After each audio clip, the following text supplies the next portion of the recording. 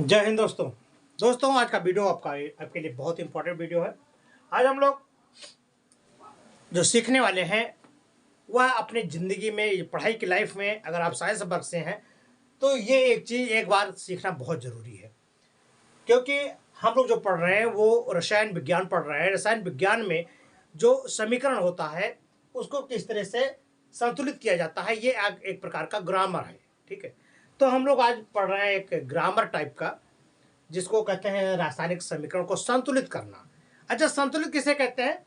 जब उसमें परमाणु अनियमित होते हैं, परमाणु की संख्या में कम और ज़्यादा का अंतर होता है तो अनियमित होता है, तो उसको हम एक नियमित रूप से बैलेंस करते हैं, उसे कहते हैं बैलेंस करना। तो देखिए यहाँ पर मान लीजिए, देखिए आप किससे कहते हैं ये, देखिए मान लीजिए आपका दूध है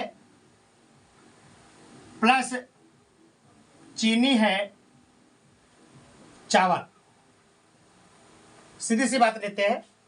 इन तीनों को लेकर के क्या करते हैं, मान लीजिए गर्म किया गया, ठीक है। जब हीट किया जाता है तो क्या बनता है?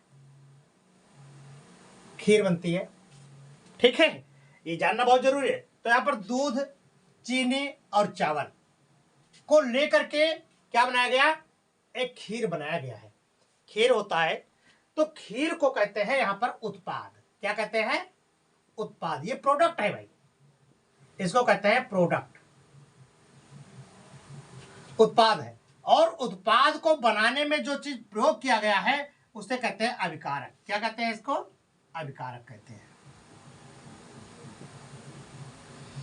तो पहले हमें ये चीज जानना होता है कि अभिकारक किसे कहते हैं और उत्पाद किसे कहते हैं। तो उत्पाद को बनाने में जिन पदार्थों का प्रयोग होता है या जिस सामग्री का प्रयोग होता है उसे कहते हैं अभिकारक, ठीक है। तो अभिकारक और उत्पाद, अभिकारक से क्या बनते हैं? उत्पाद बनते हैं। अब देखिए, मान लीजिए यहाँ दूध है, यहाँ पर चीनी है, चावल है। तो जब आपने बनाया है उत्पाद खीर, तो ये नमकीन होगा कि चीनी जैसा होगा, मीठा? तो ये आपका मीठा होगा। क्यों? क्योंकि आपने बनाया है यहाँ पर चीनी डाला है। सपोज कीजिए आप यहाँ चीनी के स्थान पर नमक डाल देते, भूल गए, मान लीजिए ये आपने नमक डाला, तो मटेरियल वही है लेकिन खीर बनता तो कैसा बनता? नमकीन, है ना? समझ पा रहे? कहने का मतलब क्या होता है कि अभिकारक में जो परमाणु होते हैं, अभिकारक में जो तत्व होते हैं, अभिकारक में जिस तत्व का प्रयोग किया जाता है, पदार्थों का प्रयोग किया जाता है, चीज का प्रयोग किया जाता है, उत्पाद वही के बनते हैं। उत्पाद में उतने ही चीज होनी चाहिए। अब देखिए यहां पर, तो अब हमारे जो समीकरण होते हैं उन समीकरणों में परमाणु की अदला बदली होती है। परमाणु की क्या होती है? अदला बदली होती है। जब कोई समीकरण बनता है तो उस अदला बदली के दौरान परमाणुओं की संख्या निश्चित होनी चाहिए। जितना अभिकारक में होने चाहिए उतने ही उत्पाद में होने चाहिए। ये जब निश्चित नहीं होते हैं, बराबर नहीं रहते हैं, तो उसको हम लोग बराबर, यानी आप पढ़ेंगे बराबर करना, तो उसको आप विशेष विधि है जिसके द्वारा आप अभिकारक में प्रयुक्त परमाणु और उत्पाद में प्रयुक्त जो आपके परमाणु हैं उनको बैलेंस कर सकते हैं, संतुलित कर सकते हैं, और उसको एक विधि के द्वारा किया जा सकता है। तो हम लोग आज पढ़ेंगे। तो ये देखिए, कई विधियों के द्वारा इन परमाणुओं को आप व्यवस्थित कर सकते हैं, यानी संतुलित कर सकते हैं। पहला है अनुमान विधि। क्या है? अनुमान विधि। अनुमान विधि के द्वारा भी आप कर सकते हैं। इलेक्ट्रॉन विधि के द्वारा भी आप इसके रिएक्शन को संतुलित कर सकते हैं।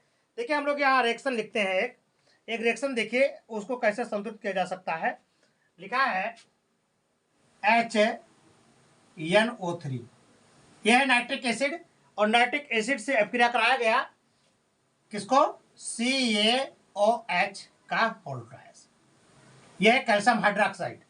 तो जब इसको अभिक्रिया कराया गया तो देखिए बनता क्या है? आपका उत्पाद में बनता है कैल्शियम CaNO3 का होल्ड्राइस प्लस क्या है आपका?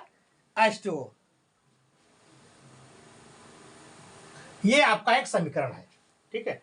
अब इस समीकरण को आपको संतुलित करना है, इस समीकरण को बैलेंस करना है कि इसमें परमाणु। अच्छा, अब यहां पर देखिए मैंने पहले बताया कि यहां से यहां तक जितने भी पदार्थ होते हैं इनको कहते हैं अभिकारक। क्या कहते हैं? ये आपका हो गया अभिकारक, यहां से यहां तक।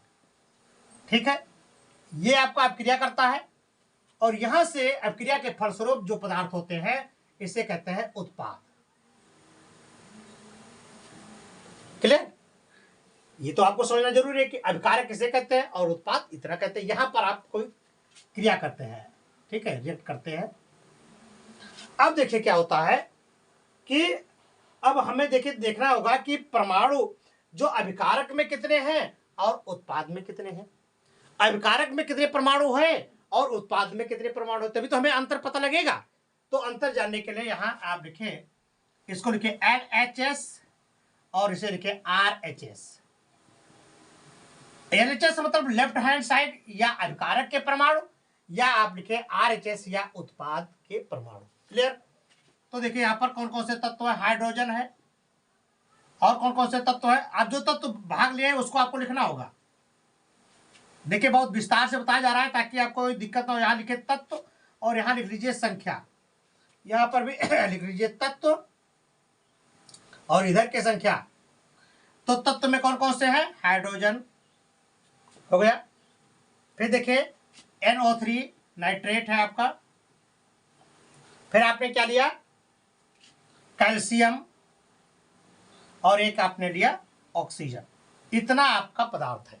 इधर उतने ही पदार्थ इधर भी है, हाइड्रोजन, नाइट्रेट, कैल्शियम और ऑक्सीजन।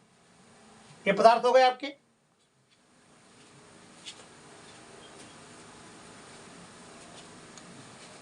अब आपको देखने हैं कि संख्या में कितने कितने हैं।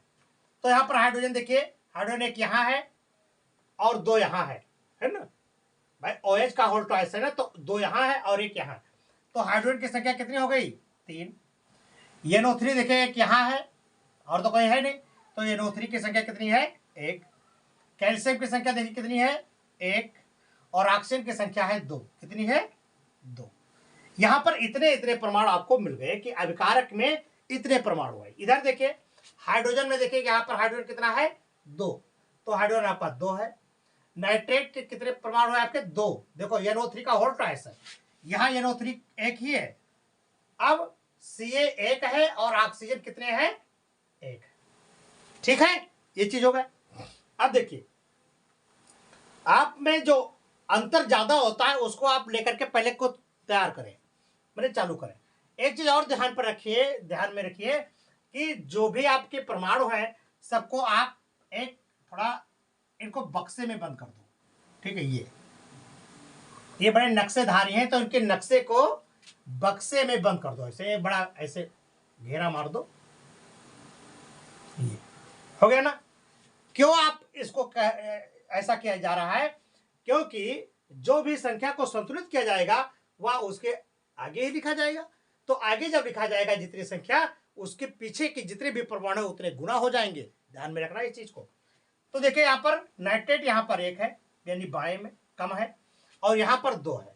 तो यहां की संख्या 2 है, यहां की संख्या 1 है। तो इस संख्या को आपको बराबर करना होगा। तो जहां पर भी नाइट्रेट की संख्या 1 है वहां पर आप मल्टीप्लाई कर देंगे 2 से। जब 2 से गुणा कर देंगे तो यह संख्या कितनी हो जाएगी? 2 हो जाएगी। तो जहां आपका NO3 है तो यहां पर आप इसको क्या करेंगे? 2 से गुणा कर दें। ये देखिए 2 से गुणा हो गया।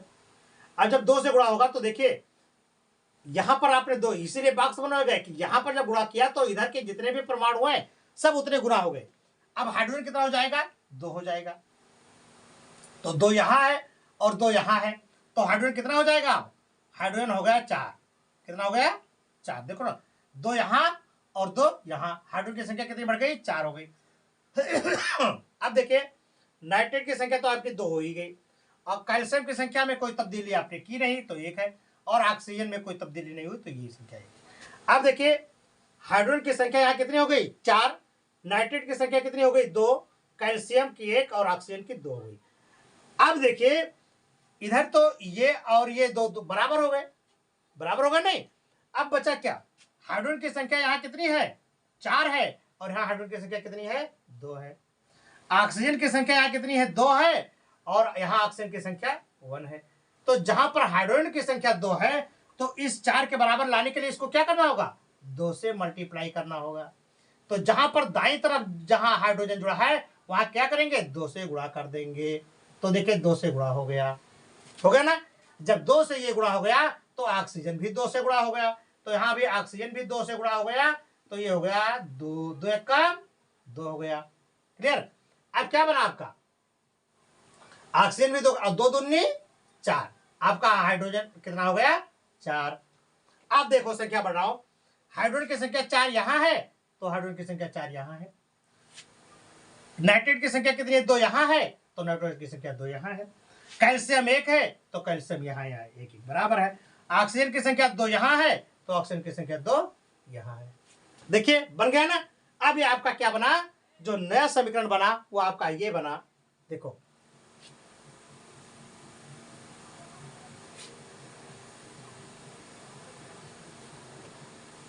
तो नया समीकरण बना 2HNO3 प्लस CaOH का whole twice gives out CaNO3 का होल ट्वाइस प्लस 2H2O हुआ ना। ये संख्या आपकी बैलेंस होगी। इसी प्रकार से आप जितने भी परमाणु हैं उनको आसानी के साथ आप बैलेंस कर सकते हो। ठीक है, समझ आया नहीं है। ठीक है, देखिए हम अगला देते हैं। अगला देखिए,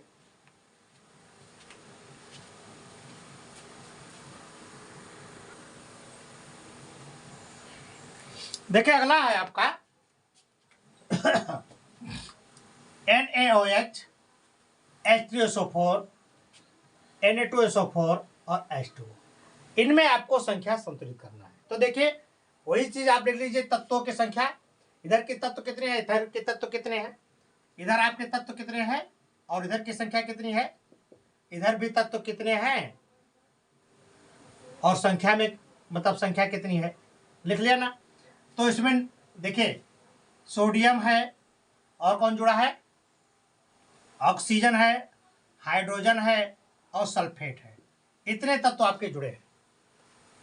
इधर भी वही चीज जुड़े हैं, सोडियम है, ऑक्सीजन है, हाइड्रोजन है और सल्फेट है। इतना चीज जुड़ा हुआ है। तो देखिए यानी इसकी संख्या यहाँ पर कितनी है, यानी 1 है। ऑक्सीजन की संख्या यहाँ पर 1 है, वो है। हाइड्रोजन की संख्या देखिए कि हाँ कितनी है, यहाँ पर हाइड्रोजन की संख्या देखिए यहाँ पर आपकी हो गई 2 यहाँ है और 1 यहाँ, 3। और सल्फेट की संख्या 1 है। यहाँ देखिए ये की संख्या कितनी है, 2। वो की संख्या कितनी है, 1। ये की संख्या कितनी है, 2। और सल्फेट की संख्या 1 है। ठीक है, तो यहाँ पर देखिए एन की संख्या कितनी है, 1 है, और यहाँ एन की संख्या कितनी है, 2। तो क्या करना होगा, 2 से इसको मल्टीप्लाई कर दो। तो देखिए यहाँ पर NaOH के साथ में जुड़ा, जब 2 से मल्टीप्लाई करेंगे, यहाँ पर जब 2 से मल्टीप्लाई करेंगे तो N ये तो 2 से हो ही जाएगा, वो भी हो जाएगा, और H भी, ये भी 2 से गुणा हो गया, और H ये भी 2 से गुणा हो गया। नहीं हो गया, देखिए। ठीक है, तो यहां पर देखिए अब संख्या में देखिए ये क्या होगा, अब 2 यहां का हो जाएगा, तो 2 यहां हो जाएगा और 2 यहां है, तो अब यहां पर हाइड्रोजन की संख्या कितनी हो जाएगी, 4। अरे भाई 2 आगे लग गया तो ये यहां 2 हो जाएगा और 2 यहां 4 हो गया। ठीक है, जब आपने आगे 2 किया तब यानी की संख्या कितनी हो गई, 2। ऑक्सीजन की संख्या कितनी हो गई, 2। हाइड्रोजन की संख्या हो गई 4, और S4 की संख्या कितनी हो गई, SO4 की 1। यहां पर जब आप चले, अब देखिए संख्या, तो यानी की संख्या यहाँ 2 है, ऑक्सीजन की भी 2 है, और हाइड्रोजन की हो गई 4, और इसकी हो गई। अब संख्या इधर देखिए, संख्या में 1 1 तो बराबर कर रहा है, लेकिन हाइड्रोजन की संख्या यहाँ पर कितनी है, 4, और यहाँ पर संख्या कितनी है, 2। तो यहाँ पर हाइड्रोजन और ऑक्सीजन, वहां पर भी आप 2 से मल्टीप्लाई करेंगे। तो यहाँ पर देखिए है, यहाँ पर तो आप हाइड्रोजन की संख्या को 2 से जब गुणा किया तो ये भी संख्या 2 से गुणा हो जाएगी। ये देखिए हो गया, नहीं हो गया। तो अब ये संख्या कितनी हो जाएगी, 2, और ये भी हो जाएगी 4। अब देखिए संख्या आपकी लगभग बराबर हो गई। ये सोडियम कितने हैं, 2, तो यहाँ पर भी 2। ऑक्सीजन कितने हैं, 2, तो यहाँ पर भी 2 है, यहाँ पर भी 2 है। H की संख्या 4 हो गई, यहाँ हाइड्रोजन की संख्या यहाँ भी 4 हो गई, और SO4 की संख्या 1 है, यहाँ पर भी SO4 की संख्या 1 है। तो आपका नेक्स्ट समीकरण क्या बना? जो अगला नया समीकरण बना वो देखिए क्या बना आपका।